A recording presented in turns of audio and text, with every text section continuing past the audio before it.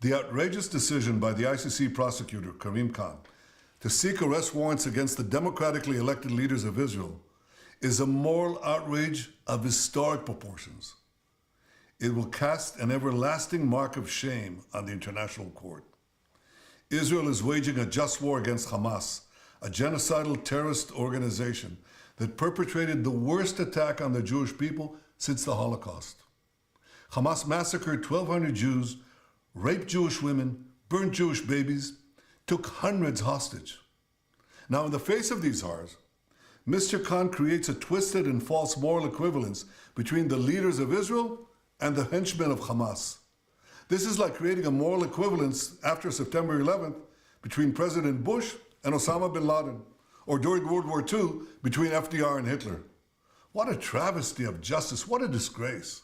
The prosecutor's absurd charges against me and Israel's defense minister are merely an attempt to deny Israel the basic right of self-defense.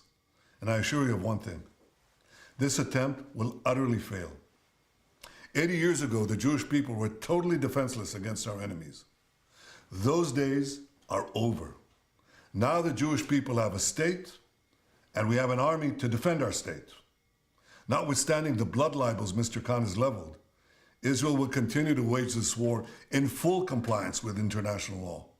We will continue to take unprecedented measures to get innocent civilians out of harm's way and to ensure that humanitarian assistance reaches those in need in Gaza. Mr. Khan also sets a dangerous precedent that undermines every democracy's right to defend itself against terror organizations and aggressors. The ICC has no jurisdiction over Israel, and Mr. Khan's actions will not stop us from waging our just war against Hamas. But Mr. Khan's abuse of this authority will turn the ICC into nothing more than a farce. He's doing something else. He is callously pouring gasoline on the fires of anti-Semitism that are raging across the world.